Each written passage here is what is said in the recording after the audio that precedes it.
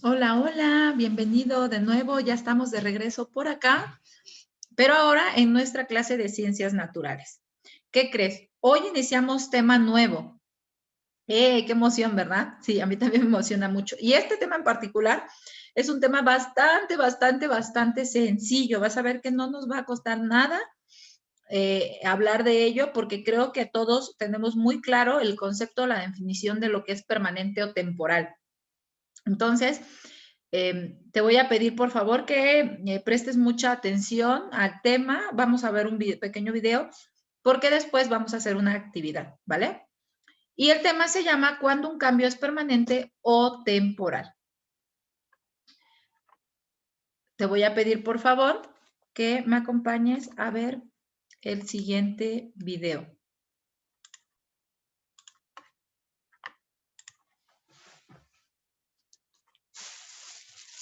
Importancia de las transformaciones temporales y permanentes de los materiales.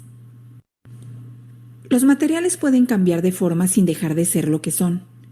Estos cambios son temporales. Por ejemplo, si calentáramos lo suficiente agua que obtenemos cuando derretimos un hielo, herviría y obtendríamos vapor. El agua pasaría de un estado a otro, pero nunca dejaría de ser agua. Existen cambios que provocan que los materiales dejen de ser lo que antes eran, y otros que permiten a los materiales regresar a su estado inicial. Estos cambios son permanentes y temporales. En las transformaciones o cambios permanentes, los materiales no pueden regresar a su composición original. Por ejemplo, después de cocinar cualquier alimento crudo, quemar papel o madera, o que se consuma una vela, su composición cambia y tienen características diferentes. Un cambio temporal ocurre cuando el agua o la mantequilla, al exponerlas a una temperatura alta, pasan del estado sólido al estado líquido, mientras que ante una temperatura más fría, regresan al estado sólido. El ciclo hidrológico. El agua es la única sustancia presente en la superficie de la Tierra en cantidades importantes y en sus tres estados: líquido, sólido y gaseoso. Existen océanos y casquetes polares de kilómetros de profundidad, y una parte importante de la atmósfera es vapor de agua. Observa la siguiente imagen que muestra cómo se transforma el agua al pasar de un estado a otro. Este ciclo les sirve a los seres vivos debido a que la lluvia humedece los suelos, regula la temperatura ambiental y recarga los mantos y depósitos acuíferos como los lagos. Un dato interesante. Existe una aleación de níquel y titanio llamada nitinol, que a temperatura elevada puede moldearse hasta obtener una forma compleja y luego puede ser enfriada y doblada hasta que sea imposible reconocerla. Cuando se vuelve a calentar, recobra la forma original en la que fue moldeada, recordando cada curva y cada ángulo.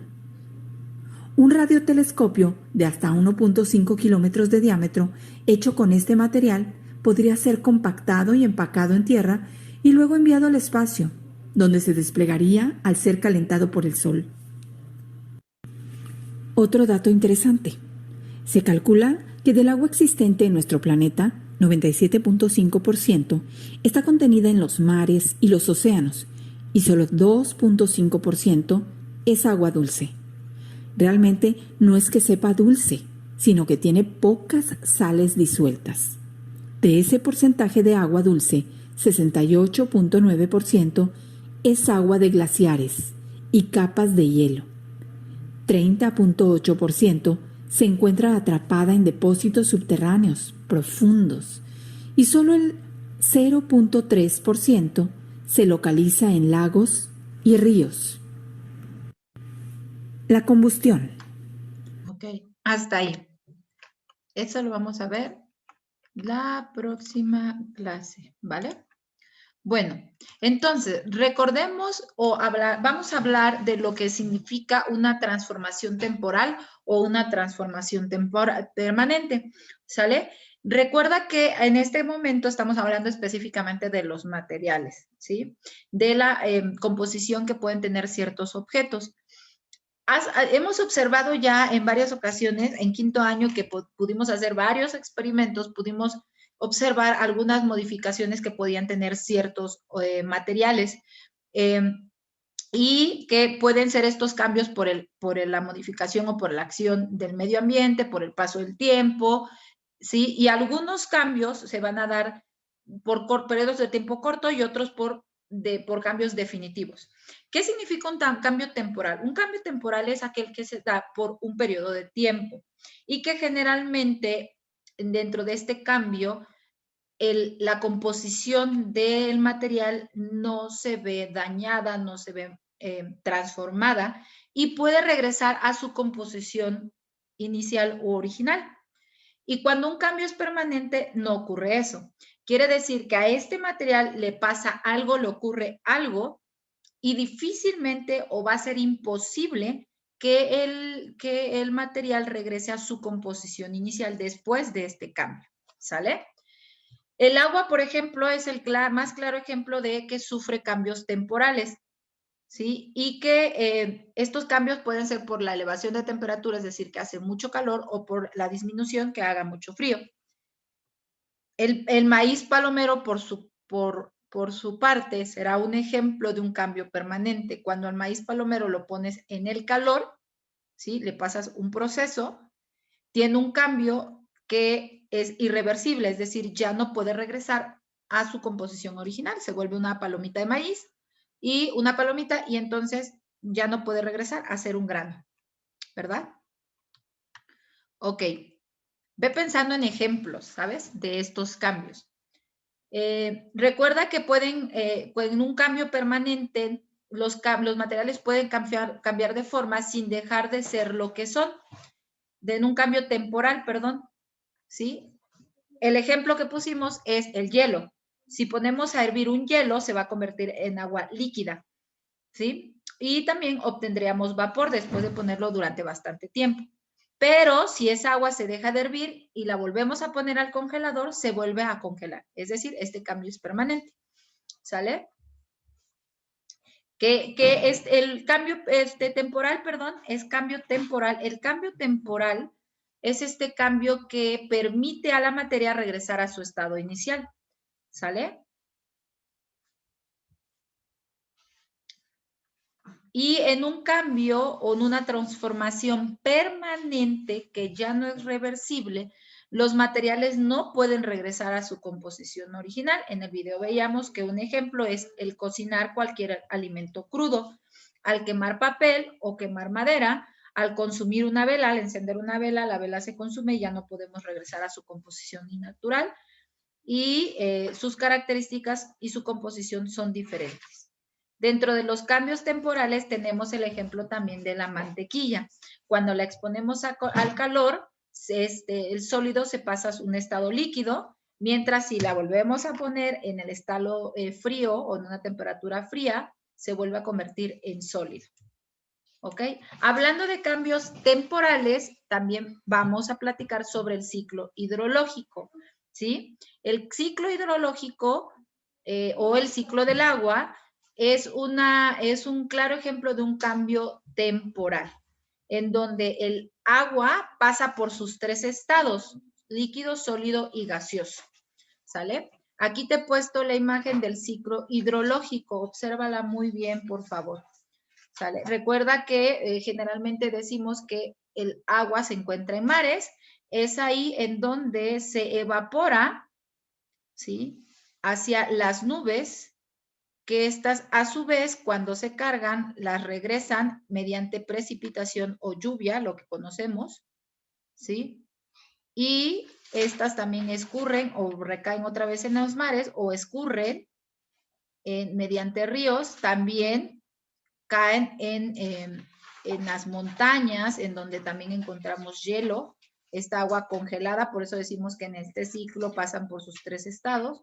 Escurren, también generan filtraciones en depósitos subterráneos y se da este escurrimiento en lagos, en ríos y llegan de nuevo a los mares. Ok, Hablando de este tema, me gustaría que platicáramos. ¿Qué pasaría si uno de estos cambios fueran permanentes en el ciclo del agua? Es decir, que ya se quedaran ahí y no pudieran ni escurrirse, ni evaporarse, ni congelarse. Exacto, el agua tendría que, o llegaría un momento en el que el agua desaparecería. Yo te he platicado varias veces ya al respecto y te he dicho que en mi década, en mi época, se nos decía que el agua iba a acabarse.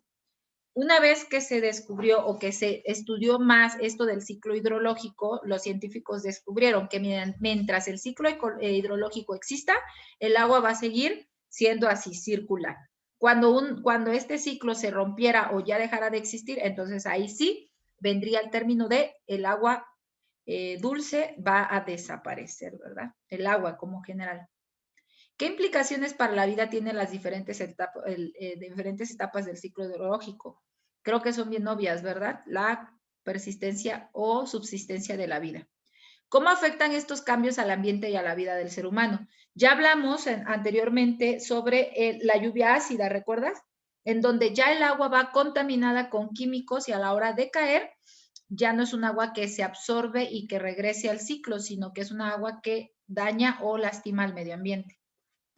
Este ciclo del agua le sirve a los seres vivos, incluyéndonos, debido a que la lluvia humedece los suelos, regula la temperatura ambiental y recarga los mantos y depósitos acuíferos como los lagos. Ya dentro de los datos interesantes, en el video nos hablaba sobre la composición del planeta, que tiene 97.5 de agua. En los mares y océanos, solo el 2.5 es agua dulce. Del porcentaje del agua dulce, 68.9 es agua de glaciares y capas de hielo, 30.8 se encuentra atrapada en depósitos subterráneos y profundos y solo el 3.3% se localiza en lagos y ríos. ¿Sí? Bueno, ahora, con todo lo que platicamos ya y vimos en el video, te voy a pedir por favor que vayas a tu guía, la página 236 y 237. En ellos, por eso te decía que fueras pensando sobre ejemplos de fenómenos o transformaciones temporales y transformaciones permanentes. En la primera página vas a colorear con verde o rojo si es una transformación temporal o permanente. Después, en el número 2, vas a escribir estas palabras de acuerdo al ejemplo, si va a ser una transformación temporal o permanente. Y después vas a contestar las siguientes puntos 3 y 4 según tu explicación, ¿sale? Una vez que termines de contestar estas páginas, te voy a pedir, por favor, que me envíes evidencia fotográfica de ellas por este medio. Y esto sería todo por nuestro trabajo del día de hoy. Te espero mañana martes, para seguir trabajando. Cuídate, bye bye.